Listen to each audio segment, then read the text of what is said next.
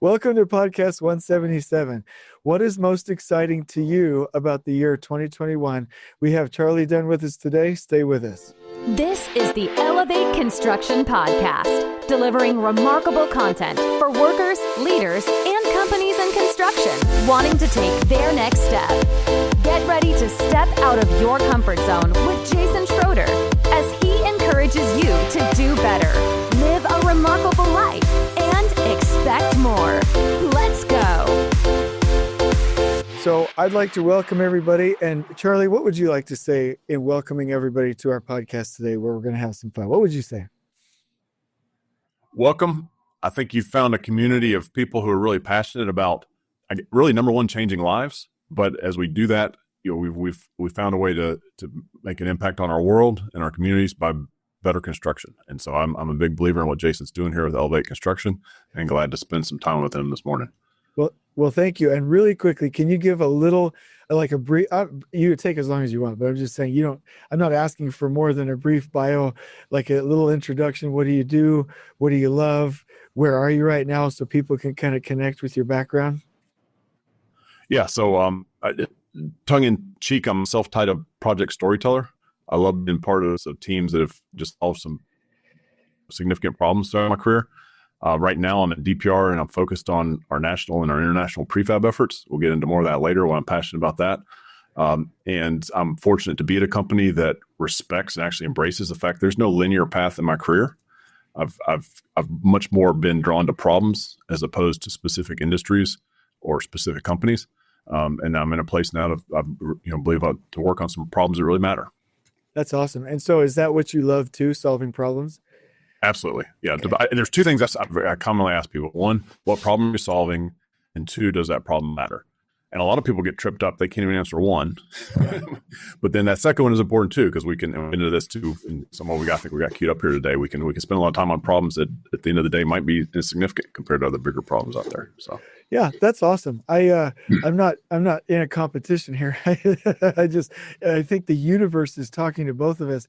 Podcast number 173 was define the problem first, because up until now, I always go to what's the solution, where I didn't even take time to define what the problem was. And then I'm going to add to that with what you just taught me. Does that problem even really matter? No. I like that, because when we do the Paul Akers thing, it's like fix what bugs us, but does whatever's bugging us really matter? And is that the first thing that we should focus on? Right. Yeah. And one of the thought there that I've borrowed or stolen from design thinking is fall in love with your problems. Don't fall in love with your solutions. Okay. I think we need to, so that'll be the little Canva quote today. That's awesome. So I'm going to say, what am I excited about in life? I'm excited about this podcast. I'm not just here kissing Charlie's butt right now, but he helped me to realize the importance of prefabrication. We'll get into this later on in the podcast, but I talk a lot about the research laboratory. That project basically made me. And then the pharmacy and the projects in Phoenix and the big towers in Salt Lake City, all the projects that I were able to do after that, basically were successful because of that. But then Charlie helped me realize most of why we were successful at the research lab and the cancer center before that was prefabrication. We talk about all these lean systems and stuff, but at the end of the day, we pre-cut and prefabricated almost everything that we could. And that's probably most of the reason we were successful. And so I'm excited about that. And I probably stole your thunder, but Charlie, what are you excited about? Let's talk about that before we get kicked off. Well, I'll take that thought and take one other place that maybe you haven't thought through, but I believe in construction, our industrial revolution is in our future and not past. Okay. We're doing prefab and that better, but we have not yet unleashed the power of standardized parts and then consolidated parts. So the Industrial Revolution and what enabled industrial science was this idea of standardized or interchangeable part, which could then create the ability to do this focused study and come up with assembly lines and automation and manufacturing. In construction, we haven't unleashed that. And when we do, we will step into our industrial revolution, and we're on the cusp of it. So that's what I'm excited about. I like that. And I know that so we'll have to cut this podcast off early because you and I will just get to talking. But, like when it comes to my mind, also when you have that kind of standardization, we need owners to, excuse me, I'm not cutting that out, but we need owners to require that we prefabricate everything that we can, and that there's a standard installation or fabrication process for each one, right? I was just thinking the other day, we do submittals not because we want to. We do submittals because it's a contract requirement and it's an industry standard. When will feature of work boards? When will prefabrication? When will all these things be a contract requirement by the owners? I think you're right. Once it becomes a part of the entire system, that's when we're going to make the next leap, right? You're like, no. Yeah, we're only about 230 years behind manufacturing here. Okay. So. Hey, no, hey, we're working on it. We're on it. So that's awesome. And then there's a question that I was asked by a podcast listener. I get lots of questions, thoughts, and compliments and nice thoughts, Charlie. So one person one time asked, what do you see changing in the construction industry? So it can tie to prefab if you want it, but I'm going to ask you that question for some of these new PEs, new supers, new people in the industry. Can you mention one thing that you think is changing in our industry? I think we're starting to have, across a variety of construction types, vertically integrated owners. So owners with a large portfolio of projects who essentially are saying, we're not going to take it anymore. Okay. And they're starting to come forward, and I'm part of CURT, which is a great owners-led organization, but do everything from, they led us on some of the safety language where they said, hey, we would never accept these kind of safety numbers in our manufacturing facilities that we're seeing on our job sites. So stop. Now they're doing it with workforce development. They're doing it with offsite. They're doing it with other technology initiatives. So to me, that's one of those encouraging things, because I will also create an opportunity to come together in ways we haven't. And again, I'm seeing that where these types of owners are getting GCs that normally are siloed and very competitive to come to, quarterly meetings and talk about how they're innovating for the owner and share. So it's that, key owners and key markets that are starting to drive change. That's awesome. And I'm going to just say these as I think of them. When I really appreciate that. They're getting wiser. We need to get better at this, right? And so I've always thought, how can we bring, and I'm just using Paul Akers because I love that guy, but the Paul Akers 2-second lean environment, this really nice, clean, standardized lean improvement, continuous improvement culture onto the job site. But what I'm hearing a little bit just in the tones of what you're saying is some of this stuff, don't bring it to the job site. That's not the best environment. Do it in the factory and then send it out to the project site ahead of time. That will also help our numbers, right? And that's something that I hadn't thought about before. So I just want to pick up on what you're saying is that, if we're really wanting to take our lean journey, part of this lean journey is actually just creating the lean environments where they ought to have been all along, instead of bringing it out and wastefully doing it stick by stick in the field. I don't know if I'm on the right track with that, but that's what I'm most excited about as we start this podcast. And so let's kick it off with a sentence. And I don't know if you don't like my sentence, let's do a better job of it. And you correct me, but here's our conflict for today. We're not prefabricating enough. We're not thinking about how we can bring it out and assemble it like Legos enough. And we need to get there. How would you modify that sentence, Charlie? Well, I think the way you put it in the BSRL bio language is something that I've stolen many times. We have to change the presumption. Everything will be prefabricated. Yeah. Hard stop. Everything will be prefabricated. Hard stop. Anything not is a negotiated exception. But you did an okay job with your sentence.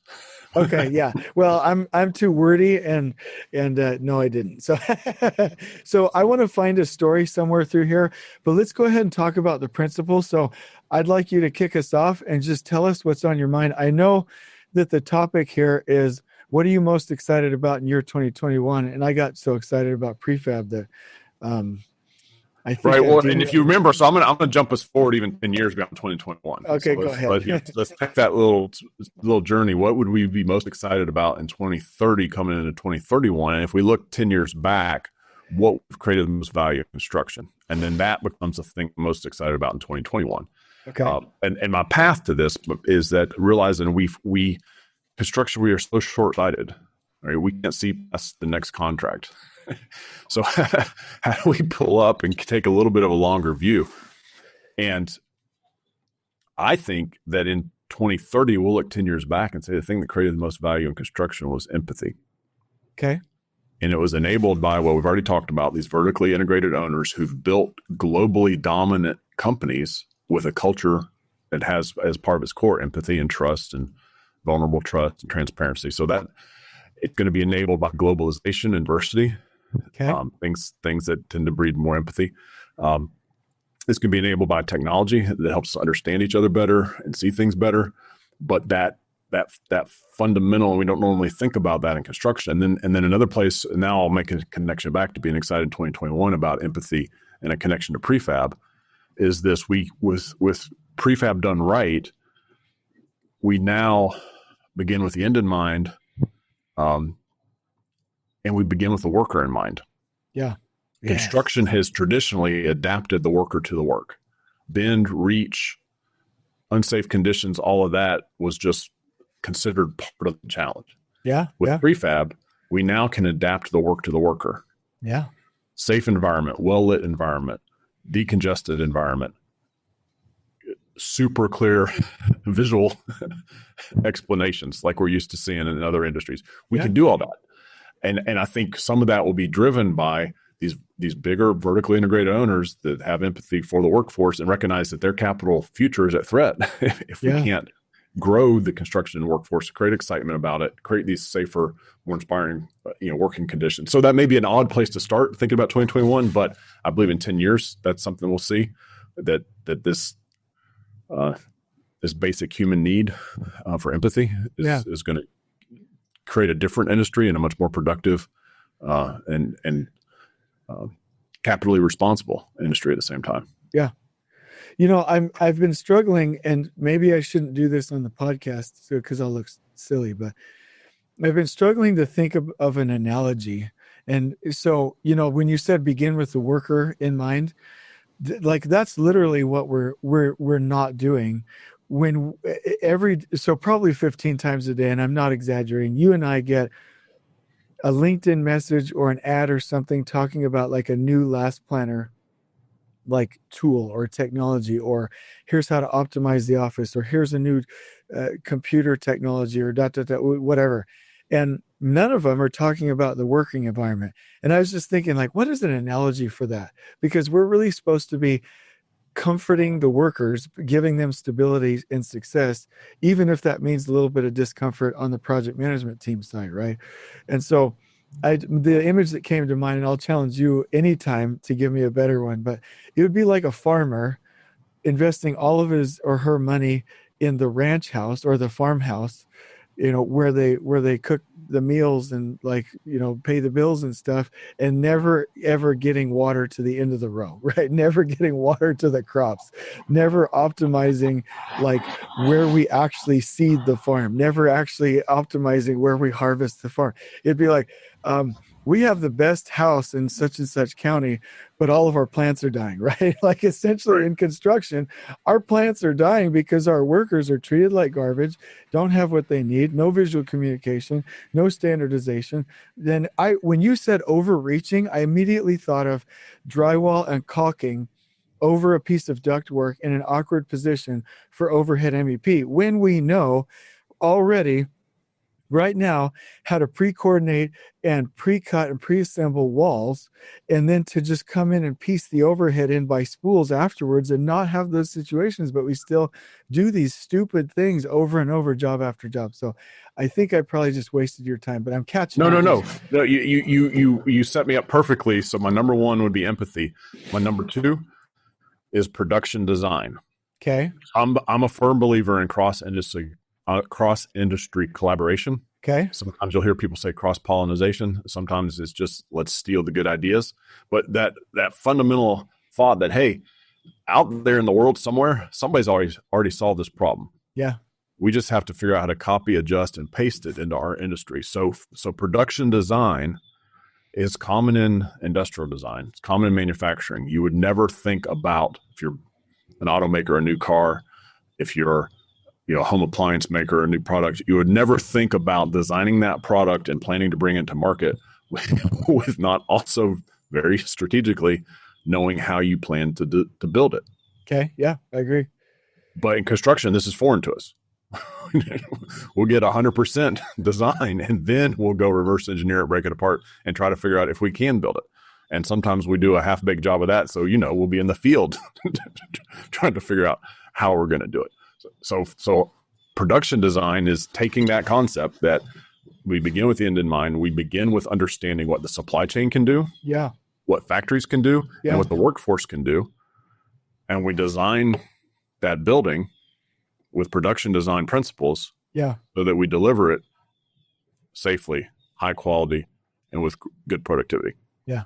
I love that. And that leads me right into getting, and maybe I'm wrong by this, but when we're all incentivized for all aspects of construction, the designers and the team, in a more, and I won't even use the catchwords of IPD, but in a more integrated way, right? Because CM at risk, especially design, bid, build, but CM at risk, the designers are still incentivized to just go design something we can't afford, make the contractor be the bad guy or gal through value engineering, and just get as much as we possibly can and screw everybody else. Like even in some of the most integrated CM at risk environments, that's still what they do, right? How can we incentivize everybody to begin with the end in mind? I totally agree with you. I love that thought. And I missed that point on empathy, but that's one of the things I look forward to most in the next decade is, what if we create a world where we're in love with architects and the designers and the trade partners and not war? Like that, it's possible. We've seen certain owners do that, and that's what that empathy will do, whether it's at the field level or at the design level. We're now passionate about looking out for each other's best interests. Yeah. Understanding, putting ourselves in each other's shoes, coming up with better solutions. Absolutely. It's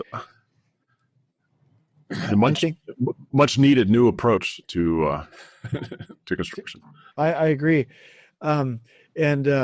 So we have to get there. I do love designers. I think the one thing I'm lamenting, just as I listen to you, is the structure, the system. This is not an excuse, because we can overcome it. So my message is twofold. One is, even if we don't have the right contract delivery method or a perfect environment, we can get closer and closer. We're not victims. The other thing is, I would say, we need to set up the environment to support it better. It's kind of like, we've put a bunch of really good people into a gang fight, right? So some of our contracts are like, hey, all of you guys are transparent. You're all integrated. You're all loving people. You all have character and morality. You're in gang number 1. You're in gang number 2. Here's a bunch of knives. Now go fight. Right. And they're standing and looking at each other with a knife, and they're like, you know what I mean? So let's get rid of the knives and the gang titles, right? And just let people integrate and do what humans do best. I don't know. That's the thought that came to me. But yeah, I agree. But keep going. I'm enjoying what you're talking about what you think you're most excited about in 2021. Yeah. So you said empathy. Go ahead. Sorry. Empathy, production design, and then this third one, and this is really what sparked the 2030, 2031, because I'm engaged with a lot of teams in trying to get earlier buy-in and commitment to prefab. Okay. And I've started to observe this phenomenon that we get hyper-focused on one or two criteria.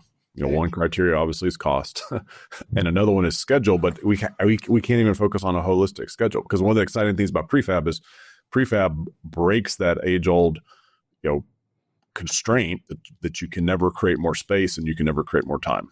With prefab, you can. Yeah, you can create as many parallel spaces and times as you can create offsite factories and production areas or on-site tents. All that is possible with the right prefabrication approach. So to me, it's this: we're not good as human beings at multi-criteria decision making, And we're also often not good at understanding in the now what is the real long-term value. So the third one I put out is what I'm calling design reuse. So that I believe 10 years from now, we'll say, hey, the best thing that happened in our industry because of prefab is we got to design reuse. And so now we can start not from zero, but we can start from 50, 60, 70% design. That again, you'll see it first with vertically integrated owners, and they say, hey, here is our standard design for a healthcare MOB or for a data center or for a pharmaceutical plant. But we're not spending that long runway and all the rework of design, price, redesign, coordinate, price, redesign. That goes away. And the design reuse comes along for the ride with prefab as we scale the adoption of prefab. Those prefab components have the design baked in. So that idea of design reuse, and I'll throw a number out there that I'm borrowing it from Kurt, but what if we get to 70% design reuse? What does that do for our industry? As a builder, what would it do for you as a superintendent? Well, that was your main hat to know, hey, 70% of what I'm building is baked. And it's 2 years before I mobilize. Well, as much as I love designers, design is almost always what's holding us up, right? Even when we say, like when people say, oh, we're going to fast track this project, all I think to myself is, oh God, like all we're going to do is throw that much chaos on the field teams and throw so much more onto us. Yeah, we can get some things done faster, but the amount of chaos and the resources that it uses is insane. What we really should be doing is prefabricating the thought, the design, and prefabricating the parts, right? It's not just materials, right, is what you're telling me, Charlie. It's the prefabrication of everything, And so here's what I have in my mind right now as you talked, okay? So especially with data centers, right? Data centers, and if somebody's that does data centers wants to hire us, like let's go, because like data centers, we do it over and over and over. And guess what they're still using?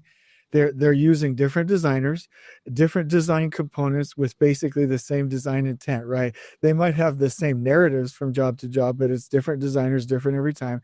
They're using CPM scheduling for something that should be wholly intact.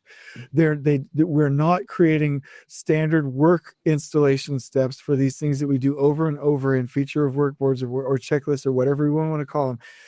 Like literally, you could put that whole system into tact, prefab the materials, prefabricate the design, lessons learned, have work steps on visuals for every worker, get production rates from the TAC plan, and literally every job do it better and better and better and better and better. And we're not, because we're like, we have to use CPM, we have to use P6, we have to use Microsoft Project, we have to design it differently, we have to use SEMA. Why? Like it just doesn't make any sense. We have to do 3 bids and a buy. So stupid. Sorry, if you're a customer out there, a client that wants to hire me, I didn't say stupid. I was like, just kidding. But yeah, I totally see your vision. And you perhaps should read the child's fable. The emperor has no clothes. This should perhaps be on your reading list. I totally agree. Just saying. And I don't know if they still do it in Germany or if I was just in a key part, but this was, I was 18 and I'm 30. This was 21 years ago in Germany. I literally, for the 4 months that I was there, saw most of their buildings where they were just assembling it like Legos, and it was prefabricated structure, prefabricated everything. And it's raining all the time in Germany, so you don't want to be out there in the stinking cold doing this waste. But I remember a couple things that I saw. They're craning in prefabricated sections of buildings with architectural cladding or veneer already on them.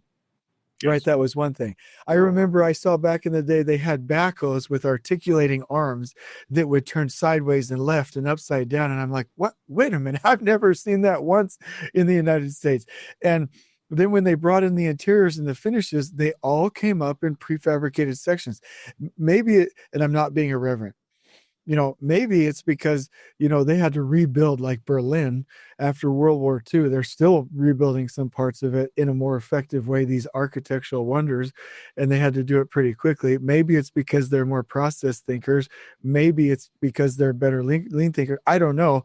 But when I come to the States, like, I think our default, to your point, is, and I'm talking too much, so I'll shut up in here in a minute, but let's just bring out a bunch of raw material, go throw it on the project site, and see what we can make of it, and then ship 30% of all the stuff we didn't need back off and throw it into landfills. That's kind of like when I'm cleaning in my living room and my wife's watching me like kick everything into a pile so I can store it. And she's like, why don't you just put it away right there and stop moving around? Like, I think you hit on a point. Let's just default everything prefabricated and pieced together like Legos, and anything we have to stick build has to be a conversation. Yes. And I think part of what I understood in researching European construction, a big driver too is the quality and the kind of the generational, as opposed to this quarter mindset. They'll because the first place I saw a crane in a residential neighborhood was in Germany, and like, he was like, why is there a crane in this residential neighborhood? We don't do this, but that's one thing I said is quality. If we our residences are passed down from generations. If it's going to be here for 200 to 400 to, it's not going to be. There's a guy, and I'm gonna botch this, so I'll have to look it up and get it back to you. But essentially, he mocks the stick built wood frame, where he said the cladding is more substantial than the framing. Yeah. A lot of North American construction. How did this ever happen? Yeah. But yeah, so yeah, a lot of that what you're seeing in my cranes, concrete. So you've got a longevity and quality dimension as well. Yeah. Well, you've got me all excited about 2021. So what else? I cut you off. You talk. Go ahead. Well, those are my big three. Personally, I've kind of got a real interest in generative design, which is how can we now use a computer to help make decisions faster, and then also too, and I don't see these as being disruptive to current workforce. I see them as being augmented a lot of times, and I come to this excitement about generative design from hearing reasons why we can't do prefab. So for example, well, it's going to be difficult on this healthcare project to do prefab wall panels because the wall design won't be baked in time to get the factory to produce the product and make sure we have everything correct. Okay. And it's fair. There's a lot of overhead MVP coordination that goes on. But what if we could use generative design so that all those, and you went through this BSRL where you manually placed all the end wall rough end, but what if that could be automated? Yeah, agreed. By a generative process, and it can, and we're doing that. So that's exciting because this generative design will become a supplementary component of this production design idea so that we can now do the things necessary for prefab. Another exciting part about generative design is how do we get consistently better shop drawings, fabrication files, and field drawings. With this use of standardization, or as like you said, we're prefabricating the design, we can now then with generative design create much better standard fabrication files, shop drawings, and field drawings. Yeah. So that what goes, so we design it once in a model. Yeah. And opposed to now where then that is then redesigned multiple other times in other software. It's done once, and with a generative or automated process, we're creating all these other deliverables with with the right audience, the right consumer in mind, right details, right call outs. So that's another area that it's already being embraced, and we'll just we'll begin to start to see the results of it in 2021. I love it. Well, then I'm going to just give a little story and a challenge. And I would love for you to close this out by saying, hey, here's a little brief story from me and a challenge from Charlie Dunn to the world. And, hopefully people, and I'm hoping that you'll do more podcast episodes with me because we need to talk more about prefab. We need to talk a lot more about all the stuff that's in your head. We could do like 300 episodes just from what's in your head. So let me just kind of tie back to something that Charlie was talking about, where I've done it just a little bit. And to his point, we didn't do it with design. we did it where we had a good designer, just a fantastic designer, and they got it done on time for us. But we prefabricated everything that we could based off of a tact flow and a tact cycle, and so at the research laboratory, we prefabricated all of the overhead and spools on the first 2 floors around priority walls that were 80% in. Because we were at DPR and had fantastic self-perform, we pre-cut, and I would say all of the studs and the box headers and the jams and the stud lengths and everything came out pre-cut. So we had so much reduced waste. And I do actually remember tracking that. And then we did room kitting inside where we had people prefabricate the interiors, and anything that we could think of, with the exception of the exterior. And I'm wondering if we could have there, now that I'm thinking about it. It was pretty complex, but we prefabricated everything that we could.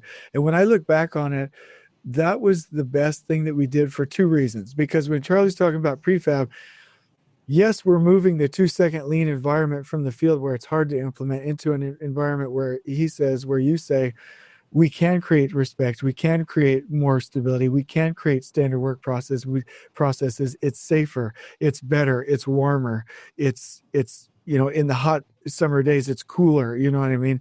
It's a better environment where you can pre-assemble these things with better standard work, right? But the other thing is, when we do that ahead of time, we vet through the design issues earlier. It's just like creating a lift drawing.